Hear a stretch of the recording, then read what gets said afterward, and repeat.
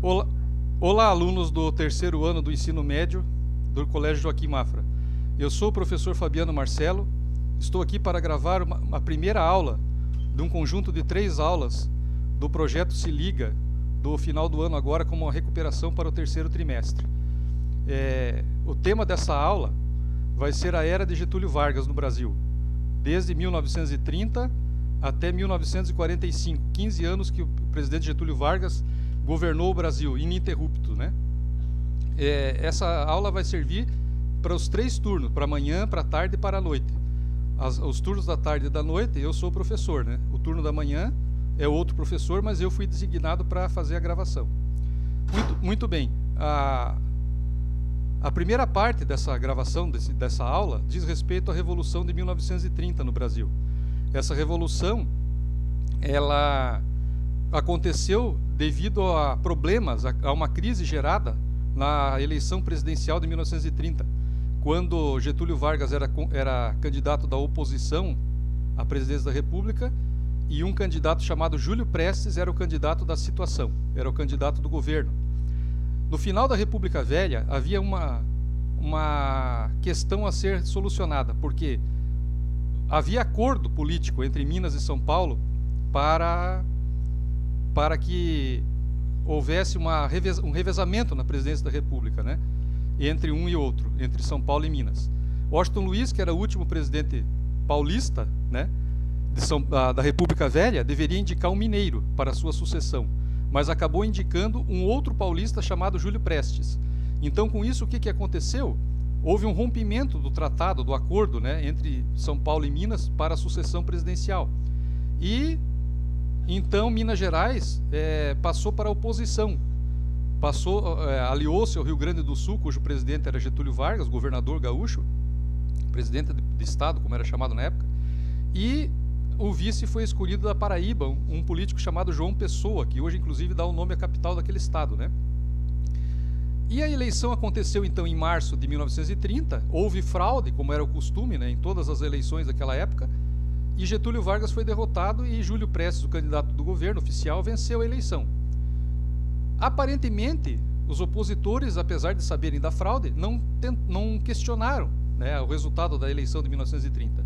Mas, em meados do ano, no mês de julho daquele mesmo ano, o candidato a vice-presidente Getúlio Vargas foi morto, foi assassinado em Recife. E o que acontece então?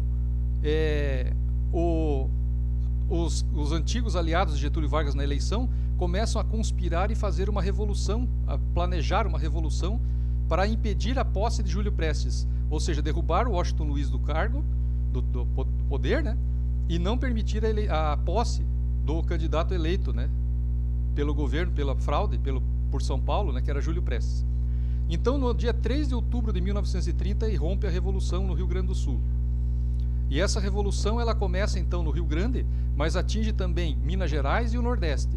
E essas 3 regiões, né, o Rio Grande do Sul, Minas Gerais e o Nordeste, comandam então um levante armado, tomam quartéis, ocupam prédios públicos, palácios de governo dos estados. Enfim, há uma sublevação, né, uma revolta, um levante armado no Brasil todo. E Getúlio Vargas então domina a situação no Rio Grande e começa o embarque dele de trem até o Rio de Janeiro. Então, antes da chegada de Getúlio no Rio de Janeiro, os militares, né, uma junta militar no Rio de Janeiro, destituíram o presidente Washington Luiz, porque viram que a revolução poderia gerar um banho de sangue muito grande, né? Então eles preferiram destituir o presidente Washington Luiz, e Getúlio Vargas, quando chegou ao Rio de Janeiro, foi empossado presidente revolucionário no dia 3 de novembro de 1930. Então, dia 3 de novembro de 1930. A partir dessa data começa a Era Vargas, com a posse de Getúlio como presidente revolucionário. E essa Era Vargas é subdividida em 3 fases, 3 períodos. O primeiro é o período provisório, o segundo, período constitucional, e o terceiro, período ditatorial ou Estado Novo de Vargas.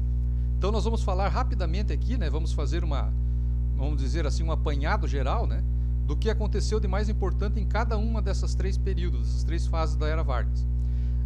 Para começar, o período provisório, né? Esse período vai de 1930 a 1934. do golpe, da Revolução, quando Getúlio assume, né, até quando ele é eleito constitucionalmente pelo Congresso, né, via Congresso, como presidente da República constitucional. Então, nesse período provisório, nós temos a criação do Ministério do Trabalho, a criação do Ministério da Educação, né, dois ministérios importantíssimos que não existiam no período da era da República Velha. Foram criados com Vargas, né, a partir de 1931. E por que esses dois ministérios não existiam? O Ministério do Trabalho não existia porque não havia leis trabalhistas, não havia proteção ao trabalhador na República Velha, né? Pelo contrário, os trabalhadores entravam em greve, tudo era considerado ilegal, né? Nem as greves eram permitidas, porque não havia legislação trabalhista. Então, a partir de 1931, sim, com a criação do Ministério do Trabalho, começa uma etapa, né, onde vão surgir as leis, eu vou falar mais adiante sobre a CLT, né, que possibilitaram os trabalhadores terem os seus direitos assegurados por lei. E a educação era privada, não havia educação pública na República Velha. Então, Vargas também criou o Ministério da Educação para garantir o ensino público, que até então não havia uma regulamentação, não havia nada na lei que dissesse que o Estado, o governo federal e os estaduais eram obrigados, né, tinham por obrigação fornecer educação gratuita. Muito bem, outro fato importante nesse período do governo provisório foi a Revolta Paulista, a Revolução Constitucionalista de São Paulo. E esta revolução, ela aconteceu pelo seguinte, primeiro porque os paulistas tinham, vamos dizer, um desejo de revanche, né? Já que eles haviam sido derrotados na Revolução de 30, porque o Getúlio Vargas, que era um gaúcho, assumiu no lugar de Júlio Prestes, que seria um presidente paulista, e eles então estavam com despeito, com vontade de, vamos dizer, ter uma revanche, né? Derrubar Vargas do poder, né? Para poder assumir o poder novamente. E outro motivo era um pretexto, né? Porque Vargas, em 1930, no início da Revolução, né? No início do governo provisório, ele já cancelou a Constituição de 1891, a primeira da República, só que ainda não havia implantado nenhuma outra. Ele cancela a Constituição, destitui os governadores de estado, todos eles, né, e coloca interventores no lugar desses governadores. E em São Paulo ele colocou um interventor, um militar pernambucano para comandar São Paulo, chamado João Alberto. E isso irritou os paulistas, porque eles queriam um interventor paulista e civil, e não um militar nordestino, como Getúlio tinha nomeado para governar São Paulo. Então São Paulo começa uma revolução em 9 de julho de 1932 contra o governo federal. Essa rebelião dura 3 meses e ao final São Paulo é vencido, é sufocada a revolta, né? Vargas faz o cerco militar sobre o estado de São Paulo, inclusive pelo mar, né? Pelo Porto de Santos, e acaba bloqueando os recursos de São Paulo, freando, né? Completamente a possibilidade de São Paulo ser vitorioso nesse conflito. Então São Paulo perde, né? Em outubro de 32 São Paulo se rende, militarmente falando, mas Vargas promete para eles a elaboração de uma Constituição, uma Assembleia Constituinte para aprovar uma Constituição, né? E é o que acontece, em 33 é convocada uma Assembleia Constituinte e em 34 é promulgada uma Constituição nova para o Brasil, de caráter liberal, democrática. E nessa Constituição, Vargas é eleito, durante a elaboração da Constituição, né, logo em seguida, é feita uma eleição no Congresso e Vargas é eleito presidente de forma constitucional, pelo Congresso, não eleição direta popular, mas eleição via Congresso Nacional, e Vargas então é eleito para presidente para 4 anos, né, de 34 até 38. E aí começa a segunda fase da era de Vargas, que é a fase do período constitucional de Vargas. Então esta fase, esse período, né, constitucional, ele é marcado por muitas turbulências políticas, né, principalmente vindas da Europa, ventos de distúrbios políticos, né, porque na época havia duas ideologias contrárias predominando no mundo. A extrema-direita, representada pela Itália e pela Alemanha, né, nazi-fascismo, e a esquerda, representada pelo socialismo soviético. E aqui no Brasil surgem 2 grupos políticos, cada um representando uma dessas linhas políticas, né, dessa disputa ideológica entre direita e esquerda. Então surge a Ação Integralista Brasileira, em 1932, né, e no decorrer da década de 30 ela vai se consolidando no Brasil, liderada por um homem chamado Plínio Salgado, E esse movimento era de extrema direita. Ele tinha um lema, um slogan, né? Deus, Pátria e Família. Os integralistas usavam uniforme, usavam uma roupa verde, um uniforme paramilitar, né? E faziam desfiles cívicos, né? Faziam manifestações públicas e cumprimentavam-se no modelo tradicional da extrema-direita, levantando o braço, né, a mão para frente, né, como fazia Mussolini na Itália e Hitler na Alemanha, e tinha vamos dizer assim, um modelo totalmente de extrema-direita, né, contrário tanto ao socialismo, né, adversário do socialismo e adversário também da democracia liberal. Então eles eram contra o modelo russo, soviético, e contra o modelo americano, inglês, né, democracia liberal. E eram a favor das ditaduras, né, totalitárias de extrema-direita, como o fascismo e nazismo, né, Itália e Alemanha. E esse movimento, então, se torna muito forte, principalmente na região sul do Brasil, onde está concentrada a maior parte dos imigrantes alemães e italianos, né? Então concentrou-se de São Paulo e os 3 estados do sul, onde concentrou a maioria dos integralistas, né, desse movimento de extrema-direita. Do outro lado, nós temos a ANL, Aliança Libertadora Nacional, liderada por Luiz Carlos Prestes, o mesmo que havia feito a coluna Prestes na década de 20 no movimento do tenentismo. Agora ele estava convertido ao socialismo e agora ele era o líder do PCB, Partido Comunista Brasileiro, né? E estava em Moscou, estava na Rússia, quando foi encaminhado ao Brasil para tentar um levante armado.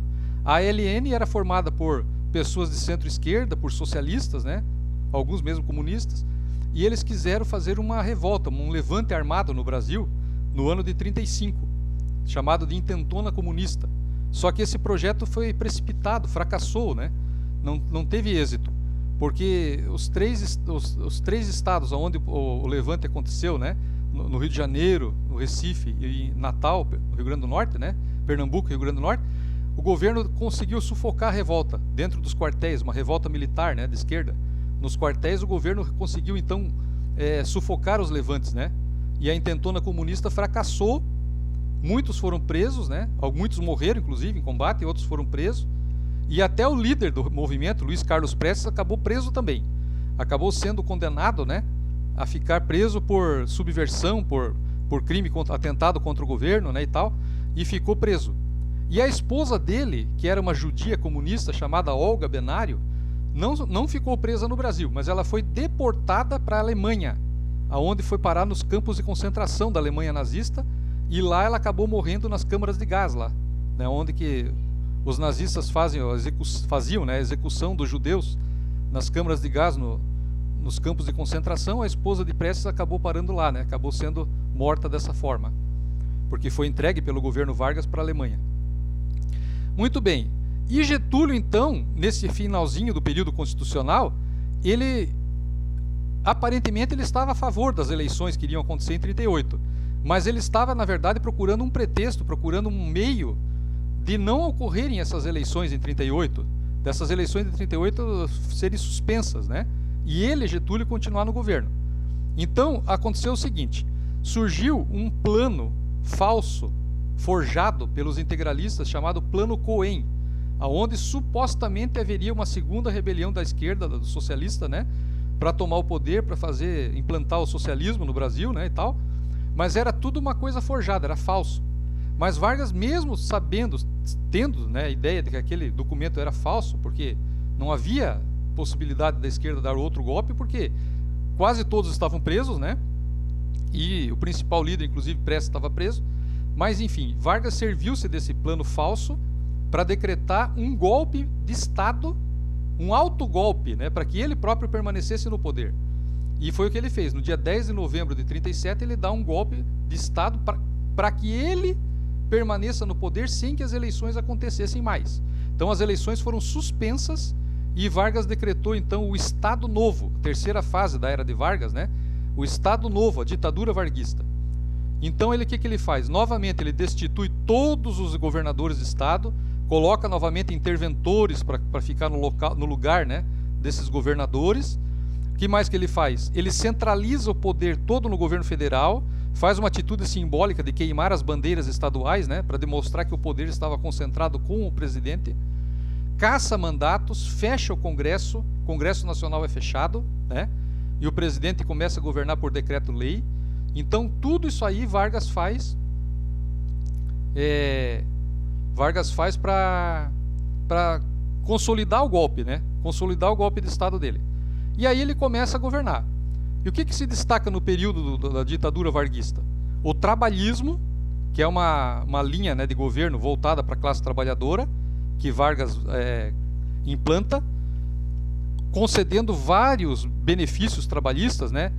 Jornada de 8 horas diária, descanso semanal remunerado, também férias, né? Enfim, um conjunto de leis trabalhistas, que depois seriam colocadas na CLT, Consolidação das Leis do Trabalho, que foi criado no ano de 43 por Vargas. Essa lei foi compilada, né? Essas leis trabalhistas, e foi colocada nesse documento da CLT, nesse livro, né? Das leis trabalhistas. E Vargas fazia comícios, fazia encontros, né, com a classe trabalhadora, sempre nos 1º de maio de cada ano, dia do trabalho, né? Fazia comícios, sempre voltando-se para a classe, né, dos trabalhadores. E começando o discurso dele sempre com a frase, trabalhadores do Brasil, né? Sempre com esse mesmo início do discurso aí. E também Vargas, dentro do Estado Novo, ele adota uma política nacionalista desenvolvimentista. Ou seja, ele investe maciçamente em empresas estatais. Então ele cria algumas empresas estatais, né? O Conselho Nacional do Petróleo, não era ainda Petrobras, né? Mas o Conselho Nacional do Petróleo, a Companhia Siderúrgica Nacional, CSN, em Volta Redonda, no Rio de Janeiro, a Companhia Vale do Rio Doce, em 42 também, né? A Companhia Hidrelétrica Vale do Rio São Francisco, enfim, várias empresas estatais, né, que foram criadas nessa fase do Estado Novo. E a partir desse governo, então, no Estado Novo, Getúlio começa a investir maciçamente na propaganda do governo. E ele cria um órgão chamado DIP, Departamento de Imprensa e Propaganda. Esse órgão, então, ele é responsável pela propaganda, pela divulgação dos fatos, né, do que o governo estava realizando, e também encarregado da censura. Na parte da propaganda, então, surge um programa de radiofônico, né, chamado Hora do Brasil, para divulgar o que o governo estava fazendo, né? E esse programa, então, se torna obrigatório todos os dias de semana, né? Hoje ele é conhecido como Voz do Brasil, e é o mesmo programa, basicamente. Antigamente era chamado Hora do Brasil, na época de Vargas. E o DIP também é responsável por criar cartilhas educativas, né, falando sobre o presidente, biografia do presidente, enaltecendo o presidente, né, a imagem dele. E também encarregado dos desfiles cívicos, né, das comemorações, tudo isso aí o DIP era encarregado. Mas também, pelo outro lado, ele era encarregado da censura. Então ele censurava jornais, a mídia da época, que eram jornais e rádio, né, porque não tinha TV ainda, a TV só surge mais tarde, na década de 50, mas enfim, censurava jornais, rádio, censurava literatura brasileira, livros, né, que eram escritos na época, peça de teatro, cinema, enfim, todo meio de comunicação de massa, né, passava pelo crivo da censura. Letra de música, né, tudo que era veiculado tinha que passar pela censura do Vargas, pelo DIP, né, Departamento de Imprensa e Propaganda. Outro fato importante, né, desse terceiro período aí de Vargas é a participação do Brasil na Segunda Grande Guerra. Porque o Brasil, no início da Segunda Grande Guerra, ele estava neutro, Vargas permaneceu neutro, né, o governo. Mas, a partir da entrada dos Estados Unidos no conflito em 41, depois do ataque japonês lá no Havaí, em Pearl Harbor, né, o presidente americano da época, Franklin Roosevelt, começa a pressionar para que Vargas tome uma atitude, que ele se integre, né, ao grupo dos aliados que lutavam contra o nazifascismo, contra as ditaduras na Europa, né, ditaduras de extrema-direita na Europa. Mas Vargas ainda ficou neutro, né, tentando adiar a entrada do Brasil no conflito, né, ou se definir de que lado ele estaria no conflito. Até que, no ano de 42, submarinos alemães começam a atacar, a bombardear, torpedear, né, navios mercantes brasileiros no Oceano Atlântico. E alguns navios vêm a pique, naufragam, e a tripulação, inclusive, perece, né? Então a população brasileira, quando soube desses ataques de submarinos alemães aí aos navios mercantes do Brasil, né, passa cada vez mais a pressionar Vargas para que ele entre na guerra, que ele se declare em guerra contra a Alemanha e a Itália. E o Japão, né, que era o eixo. E aí, finalmente, Vargas cede à pressão tanto dos Estados Unidos como à pressão da opinião pública brasileira mesmo, e decreta guerra contra o eixo, Alemanha, Itália e Japão. Então, a partir dali, Vargas começa a fazer mais pressão sobre os imigrantes italianos, alemães aqui no Brasil, né, para que eles não falem, não pronunciem o seu idioma natal, né. Aqui no Brasil é proibido falar o idioma alemão, o idioma italiano e o idioma japonês, porque eles eram os adversários, os inimigos durante a Segunda Guerra Mundial. E Vargas, então, passado um tempo, decreta o envio, né, de uma força expedicionária brasileira para lutar na Europa, na guerra. E então é criada a FEB, Força Expedicionária Brasileira, e a FAB, Força Aérea Brasileira, também é incorporada, né, nesse grupo que iria para a Itália, iria para a guerra, né, os famosos pracinhas. Então, no ano de 44, o Brasil vai para a guerra. Os soldados brasileiros vão para a guerra, já no penúltimo ano da guerra, né, e participam da guerra na região da Itália, no norte da Itália, onde havia uma resistência nazista, né? Os nazistas ainda tinham estavam ocupando ainda um território da Itália ali, no norte do país, né? E os brasileiros foram para aquela região enfrentar os nazistas, os alemães. E até que enfrentaram com certa competência, porque venceram os alemães em alguns combates, algumas batalhas, né? Como a Batalha do Monte Castelo, a Batalha de Montese, e inclusive fizeram prisioneiros, né? Soldados alemães caíram prisioneiros na mão dos soldados brasileiros. Então foi uma participação muito digna, muito competente até, do Brasil na guerra. E eles voltaram como heróis, né? Então eles ficam na guerra até o final, até o término. Até abril de 45, quando encerrou o conflito com o suicídio de Hitler e com a rendição dos nazistas, né? Então aí, a partir de maio, no final da guerra na Europa, os soldados brasileiros começam a voltar, começam a retornar para casa, né? E voltam como heróis, voltam como ídolos, né? Pelo que eles fizeram lá. Mas Vargas começa a enfrentar uma oposição muito grande por causa do seguinte motivo. O Brasil tinha participado da Segunda Guerra Mundial a favor da democracia contra as ditaduras, nazista e fascista. Mas Vargas tinha implantado uma ditadura no Brasil desde 37, a Estado Novo, né, a ditadura dele. Então há uma contradição. Como que Vargas organizou uma expedição de soldados para lutar contra o nazismo, né, contra a ditadura na Europa, e ao mesmo tempo mantém a ditadura brasileira, né? Continua o país numa ditadura aqui dentro. Então essa contradição faz o próprio Vargas tomar algumas atitudes naquele último ano da era Vargas, em 45. Por exemplo, ele marca eleições presidenciais, né? Ele diz que em dezembro daquele ano ocorreriam eleições. E ele permite a criação de partidos políticos. Ele mesmo cria um partido político, né? Eu já vou falar qual.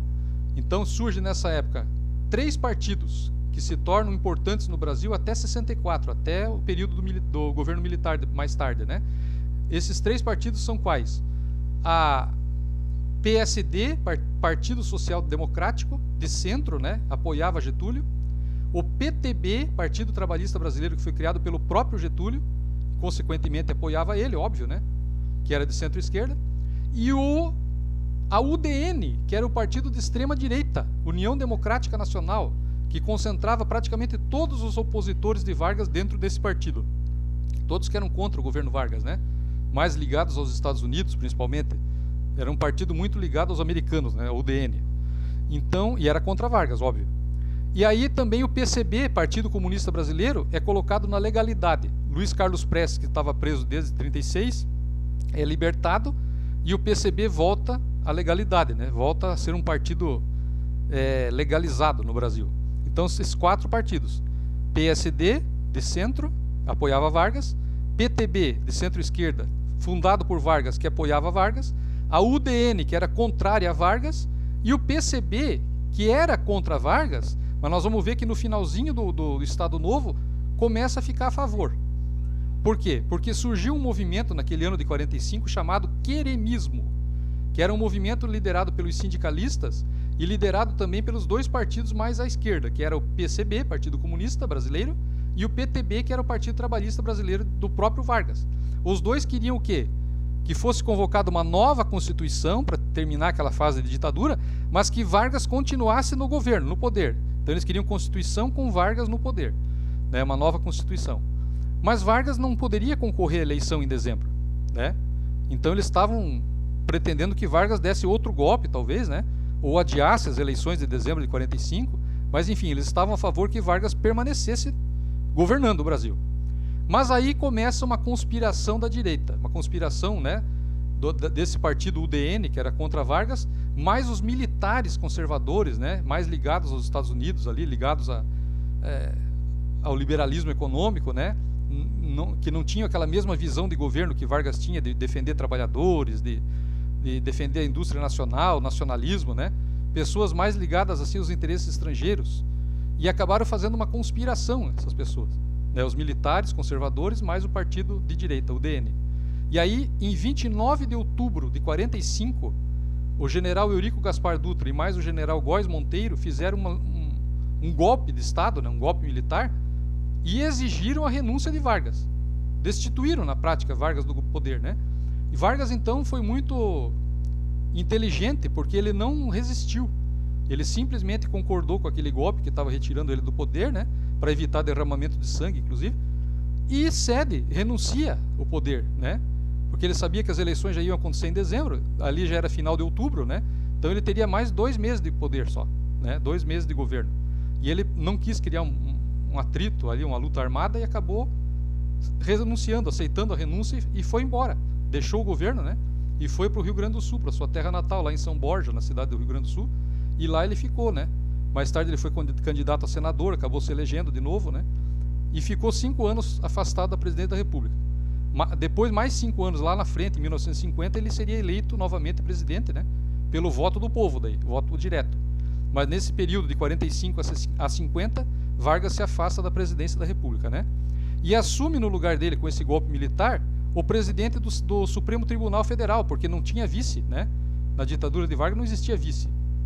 Então, o presidente do Supremo Tribunal, José Linhares, assume o poder até que ocorresse as eleições de dezembro de 45 para ser eleito um presidente novo, né? Outro presidente. E com isso, com a deposição de Vargas em 45, dia 29 de outubro, encerrava-se a terceira fase da era de Vargas, que foi o período da ditadura do Estado Novo, né?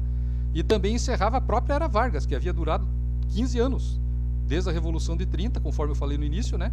Até 45, quando Vargas foi deposto, derrubado do poder pelos militares nesse golpe, né? Então terminava esse período chamado Era de Vargas no Brasil. Eu agradeço a vocês, alunos do terceiro ano, né, do ensino do Colégio Joaquim Mafra, professor Fabiano, trabalho à noite, né, e à tarde. Então as turmas do terceiro ano, à tarde e à noite, né, já me conhecem porque eu sou professor dessas turmas.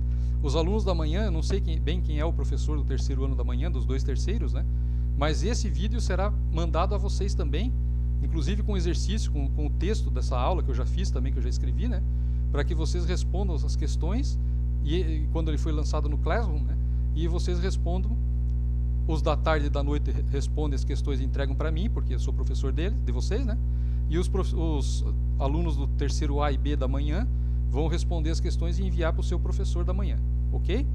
Então eu agradeço muito a vocês pela cooperação. Terá mais 2 aulas, né, terão mais 2 aulas ainda desse modelo de recuperação assim, né?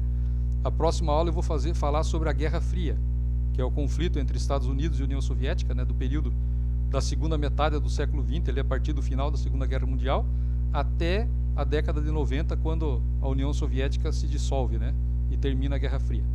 Então, muito obrigado, agradeço, um abraço a todos vocês, né, pela paciência, por estarem acompanhando essa aula, e façam as questões que vão estar postadas ali no Class, né, em meados de novembro. Essa aula está sendo gravada agora no início de novembro, mas vai ser postada só no meado de novembro, metade do mês de novembro, né? Então, quando ela for postada, vai ter os exercícios para vocês lá, tá? Eu agradeço a colaboração de vocês, a cooperação, né?